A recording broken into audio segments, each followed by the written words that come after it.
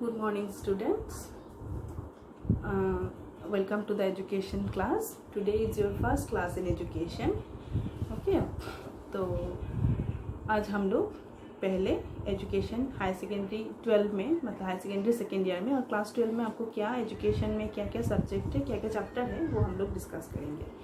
तो जैसे कि हमने फर्स्ट ईयर में already education, types of education, उसके बाद साइकोलॉजी के साथ एजुकेशन का क्या रिलेशनशिप है, उसके बाद जो हम लोग कॉग्निटिव डेवलपमेंट के बारे में जो हमने पढ़ाई किया था और इंडिया में एजुकेशन का डेवलपमेंट कैसे हुआ फ्रॉम गुरुकुल आश्रम टू टॉल, उसके बाद मिशनरी स्कूल से लेके पोस्ट इंडिपेंडेंस तक मतलब कैसे एजुकेशन का डेवलपमेंट हुआ वो हमने ऑलरेडी पढ़ाई किया था। तो अभी सेकेंड ईयर में भी हम लोग थोड़े रिलेटेड टॉपिक्स के बारे में ही पढ़ाई करेंगे, ठीक है। तो उसमें हम लोग जो आप मेनली पढ़ाई करने जा रहे हैं वो है सर हमारे टोटल सब्जेक्ट में टोटल 7 चैप्टर्स है। जो फर्स्ट चैप्टर है वो है development of education in second मतलब development of secondary education in India and Assam. उसके बाद हम लोग पढ़ेंगे नॉन फॉर्मल एजुकेशन के बारे में, जैसे कि हमने ऑलरेडी फर्स्ट ईयर में पढ़ाई किया था, जैसे कि formal, informal and non formal education. तो वैसे ही अभी हम लोग थोड़ा नॉन फॉर्मल एजुकेशन को ब्रॉडली एनालाइज करेंगे। उसके बाद आता है लर्निंग के बारे में भी हम लोग थोड़ा पढ़ाई करेंगे। लर्निंग के बाद आता है इंटरेस्ट, ठीक है। उसके बाद अटेंशन, उसके बाद हम लोग पढ़ेंगे मेमोरी, फॉरगेटिंग, ठीक है, जो साइकोलॉजिकल टर्म्स में आ जाता है। उसके बाद मेंटल हाइजीन और फाइनली हम लोग पढ़ेंगे स्टैटिस्टिकल डाटा एनालिसिस, जिसमें हम मेन, मीडियम और मोड के बारे में पढ़ाई करेंगे। तो अभी तो ठीक है, वो 7 चैप्टर्स हम बाद में पढ़ेंगे, एक साथ मतलब धीरे धीरे हम लोग आगे बढ़ते रहेंगे। तो आज हम लोग जो हम लोग का फर्स्ट चैप्टर है वो है सेकेंडरी एजुकेशन मतलब development of secondary education in India and Assam, उसके बारे में हम लोग पढ़ाई करेंगे, ठीक है। तो सेकेंडरी एजुकेशन में मेनली हम लोग को कुछ कमीशंस के बारे में पढ़ना पड़ेगा, जैसे कि मुदालिया कमीशन है, कोठारी कमीशन है, उसके बाद नेशनल पॉलिसी ऑफ एजुकेशन है। तो उनका जो इम्प्लीमेंटेशन है, रिकमेंडेशन है, वो इंडिया में और आसाम में कैसा है वो हम लोग एनालाइज करेंगे, ठीक है। तो आज का जो हम लोग का टॉपिक है वो है Mudaliar commission on secondary education.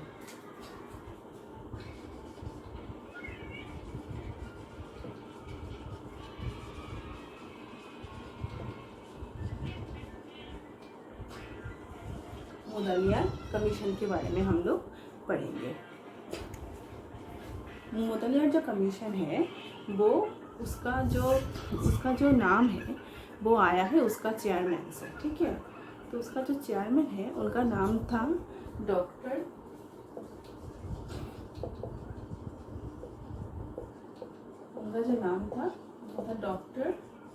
Lakshman स्वामी मुदालिया।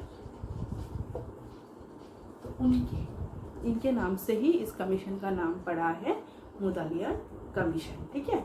तो मुदालिया commission was established in the year 1952 to 1953, ठीक है। तो जो डॉक्टर लक्ष्मण स्वामी मुदालियर है वो पहले वाइस चांसलर रह चुके थे मद्रास यूनिवर्सिटी से। तो उनको ही इस कमीशन का चेयरमैन बनाया गया, उनके नाम से इसका नाम रखा गया मुदालिया कमीशन, ठीक है। तो कमीशन का जो काम था, जो मेन फंक्शन था वो था कि उस टाइम पे जो एजुकेशन सिस्टम था उसमें क्या क्या लूप होल्स थे, क्या क्या मेरिट्स थे, उसमें क्या क्या एडॉप्ट करने थे, वो सब मतलब निकालना और उसको जाके आगे रिकमेंडेशन देना, ठीक है। तो उसके लिए जो मुदालिया कमीशन ने एक क्वेश्चनियर बनाया था। क्वेश्चनियर को उनके जो मेंबर्स थे वो उन्होंने पूरे एवरी कॉर्नर ऑफ इंडिया में उसको लेके गए, मतलब स्कूल्स में, टीचर्स के पास, एजुकेशनल इंस्टीट्यूशंस में ले जाके वो क्वेश्चनियर को फिल अप करवाया, ताकि पता चल सके कि उस टाइम के एजुकेशन सिस्टम में क्या क्या सिस्टम चल रहा था, मतलब क्या मेरिट्स थे, क्या डिमेरिट्स थे, वे ऑफ टीचिंग कैसा था, ठीक है, वो सब उनको एनालाइज करना था। तो जो रिपोर्ट आया वो उस रिपोर्ट से उन्होंने एक रिपोर्ट बनाई, मतलब वो क्वेश्चन से उनको जो भी नॉलेज मिला वो बहुत ही फ्रूटफुल था, और उनसे उन्होंने क्या क्या डिफेक्ट्स है और डिफेक्ट्स को एनालाइज करने के बाद क्या क्या रिकमेंडेशन करके एम ऑफ एजुकेशन को बनाना है वो उन्होंने डिसाइड किया था।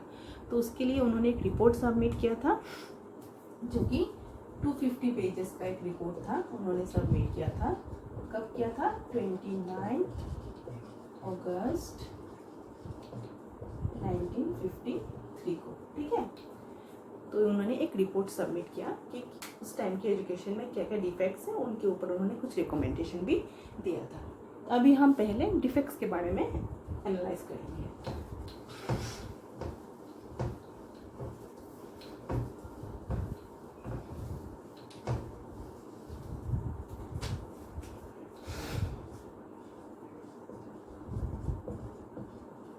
डिफेक्ट्स मतलब उस टाइम के एजुकेशन सिस्टम में क्या क्या डिफेक्ट्स था उसके बारे में हम लोग थोड़ा अभी एनालाइज करेंगे। जो फर्स्ट डिफेक्ट था वो था नैरो और वन साइडेड, ठीक है। जो एजुकेशन था वो नैरो कॉन्सेप्ट था, मतलब उसका कॉन्सेप्ट वाइडर नहीं था, उसका जो स्कोप था वो नैरो था, ठीक है। और ऊपर से वो वन साइडेड था। वन साइडेड मतलब टीचर ओरिएंटेड था, उसमें स्टूडेंट्स का पार्टिसिपेशन नहीं था, ठीक है। तो teacher traditional way of teaching कराते थे और उसमें स्टूडेंट्स का इन्वॉल्वमेंट, उनका पार्टिसिपेशन कम था, जिसकी वजह से वो नैरो था। उसका कॉन्सेप्ट जो था, उसका स्कोप जो था वो नैरो था। सेकेंड जो था वो था फार अवे और we can say isolated from everyday world, ठीक है। एवरीडे वर्ल्ड का मतलब है कि जो रियल वर्ल्ड है, रियल वर्ल्ड से वो बहुत दूर था, ठीक है। जो एजुकेशन का जो सिस्टम था वो ट्रेडिशनल मेथड यूज़ करता था, तो उसकी वजह से जो रियल वर्ल्ड है, जो उस टाइम पे जो प्रेजेंट सिचुएशन था, जो सिनेरियो था, उससे वो बहुत दूर था, वो आइसोलेटेड था।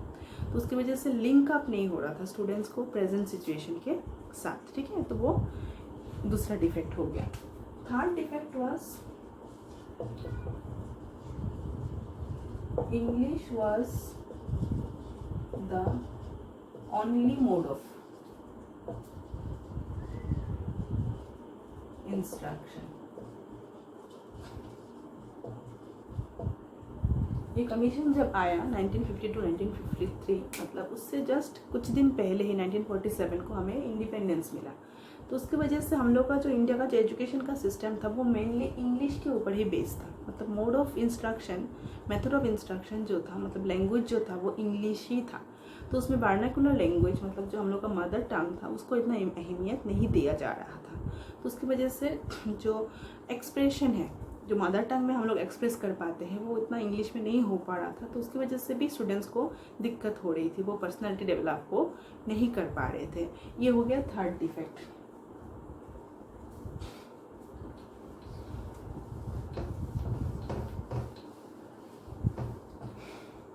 Fourth defect was unable to develop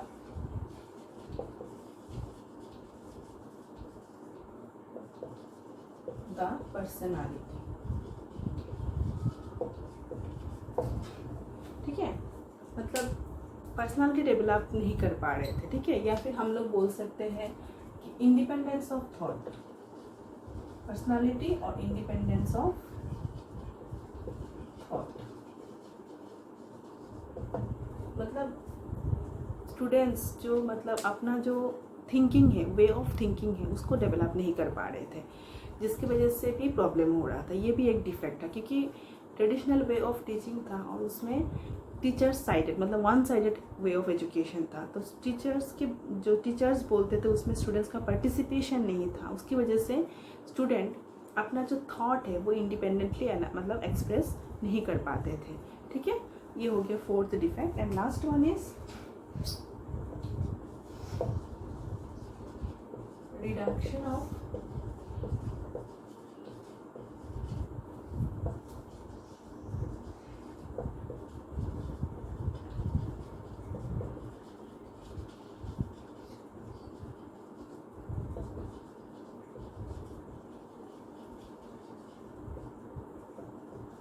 fifth last point is reduction of proper contact और पर्सनल कॉन्टैक्ट भी बोल सकते हैं बिटवीन टीचर्स एंड स्टूडेंट्स। तो एक ऐसा हो रहा था कि उस टाइम पे जो क्लासरूम में जो स्टूडेंट का कैपेसिटी था जितना था उससे बहुत ज़्यादा क्वांटिटी ऑफ स्टूडेंट्स था, नंबर ऑफ स्टूडेंट्स बहुत ज़्यादा थे, उसके रेशियो में जो टीचर्स जितने होने चाहिए वो बहुत कम थे। उसकी वजह से स्टूडेंट एंड टीचर के बीच में जो पर्सनल कांटेक्ट होना चाहिए था वो नहीं हो पा रहा था। तो ये भी एक कारण है जिसकी वजह से education was not that much मतलब एफिशिएंट, ठीक है, जिसकी वजह से वो भी एक डिफेक्ट माना जाता है। ठीक है, तो ये तो हो गया डिफेक्ट, जैसे कि अभी हमने डिस्कस किया टोटल 5 पॉइंट्स। अभी हमें जो मिलेगा हम पढ़ेंगे वो होगा रिकमेंडेशन, मतलब आफ्टर फाइंडिंग दिस डिफेक्ट्स जो मुदलियार कमीशन ने जो रिकमेंडेशन दिया था, recommendation that our aim of education should be like that, ठीक है, तो उनका जो रिकमेंडेशन था वो अब हम लोग थोड़ा डिस्कस करेंगे। एम ऑफ एजुकेशन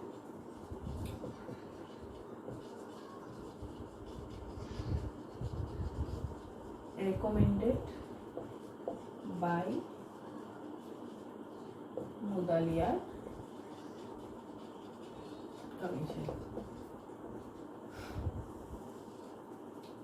तो अभी एजुकेशन का एम कैसा होना चाहिए आफ्टर रिकमेंडिंग, मतलब मुदलियार कमीशन के रिकमेंडेशन के बाद एम ऑफ एजुकेशन कैसा होना चाहिए था वो अब हम लोग थोड़ा डिस्कस करेंगे। तो first is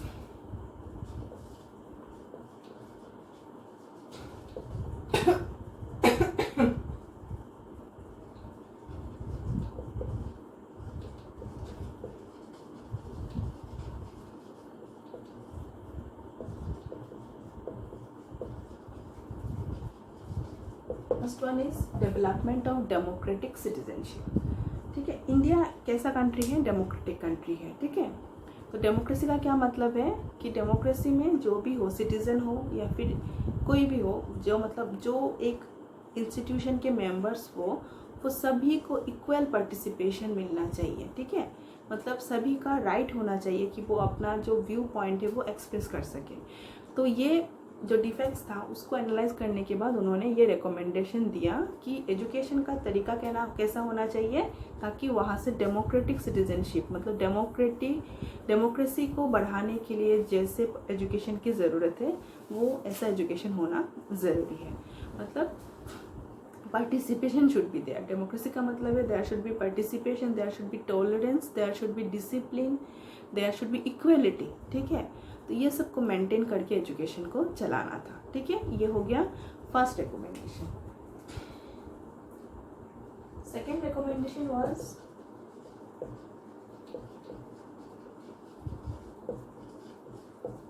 improvement of vocational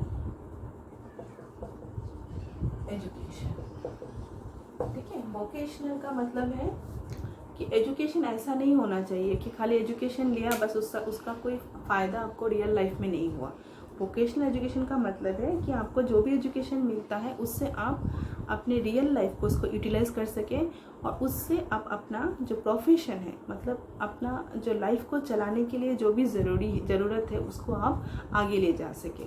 तो वोकेशनल एजुकेशन जैसे कि तब एडाप्ट करने के लिए बोला गया, जैसे कि agricultural education, commercial education, education related to technology, mechanical education, ये सबको एडाप्ट करने के लिए तब रिकमेंड किया गया ताकि लोगों को अपने मतलब एजुकेशन कुछ ऐसा कर सके कि उससे वो अपना जो रियल लाइफ सिचुएशन में लड़ने के लिए उनको जो ज़रूरत है वो उनको मिल सके, ठीक है। तो ये हो गया सेकेंड रिकमेंडेशन।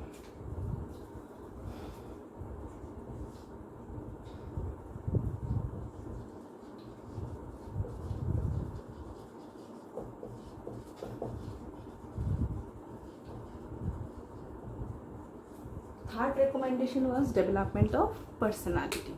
अभी डेवलपमेंट ऑफ पर्सनालिटी का क्या मतलब है, मतलब जैसे मैंने बोला था पहले ही डिफेक्ट्स में ही आता है कि ट्रेडिशनल वे ऑफ मेथड था, वन वे ऑफ टीचिंग था, ऊपर से स्टूडेंट टीचर का रेशियो भी उसमें बहुत ज़्यादा गैप था, ठीक है। तो उसकी वजह से क्या हो रहा था, जो स्टूडेंट है वो अपना पर्सनालिटी को डेवलप नहीं कर पा रहे थे। तो पर्सनालिटी को डेवलप करने के लिए क्या ज़रूरत है, जो भी सब्जेक्ट्स को पढ़ाया जा रहा है उसमें इंटरेस्ट क्रिएट करना, ठीक है। स्टूडेंट्स को अपने मतलब जो सोसाइटी है उसके साथ ज़्यादा से ज़्यादा इन्वॉल्व करना, ताकि वो अपने कल्चरल हेरिटेज को प्रिजर्व कर सके और अपने देश के लिए या फिर अपने आप को डेवलप करने के लिए जो चीज़ें ज़रूरी है वो उनको मिल सके, ठीक है। उसके लिए उनको जो फुल्ली अपना जो व्यू पॉइंट है वो एक्सप्रेस करने देना था, ठीक है। तो एजुकेशन को इतना इंटरेस्टिंग बनाना था ताकि वो हर एक सब्जेक्ट में अपना जो व्यू पॉइंट है वो एक्सप्रेस कर सके, ताकि वो उसको अच्छी तरह से जान सके। उससे उनको क्या मिलता है, अपने पर्सनैलिटी को डेवलपमेंट करने का मौका मिलता है। और जो लास्ट रिकमेंडेशन है वो है डेवलपमेंट ऑफ लीडरशिप क्वालिटी।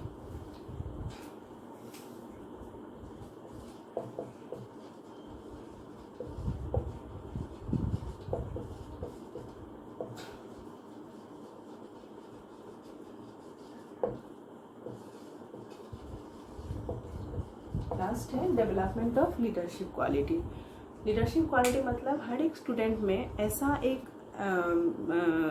मतलब नॉलेज डाल देना ताकि वो अपने आप को एज ए लीडर फॉर्म कर सके। Leader in cultural field, in social field, ठीक है, इन टेक्निकल फील्ड, जो भी हो, ठीक है। उनको क्या करना था, अपने आप को लीडरशिप क्वालिटी को डेवलप करना था। जैसे कि एजुकेशन का अगर हम प्रैक्टिकली लेके जाए, उसमें प्रोजेक्ट मेथड आ जाएगा, उसमें ग्रुप डिस्कशन हो गया, उसके बाद डिबेटिंग, जैसे भी हो। अगर एजुकेशन को हम ऐसे तरीके से ले जा सकते हैं तो उससे क्या होता है, स्टूडेंट्स के बीच में एक लीडरशिप क्वालिटी डेवलप होता है। वो जो लीडरशिप क्वालिटी उसको अपने आप को डेवलप करने में और देश को डेवलप करने में हेल्प करता है, ठीक है। तो ये हो गया 4 रिकमेंडेशन बाय मुदलियार कमीशन, ठीक है। तो अभी आज हमने क्या क्या पढ़ाई किया कि सेकेंडरी एजुकेशन मतलब कैसे डेवलप हुआ, उसमें कुछ कमीशंस हैं। सेकेंडरी एजुकेशन मतलब जो प्राइमरी एंड हाई सेकेंडरी के मतलब बीच में आता है उसको हम सेकेंडरी एजुकेशन बोलते हैं, जिसमें जो हम एडोलसेंस पीरियड में लेते हैं।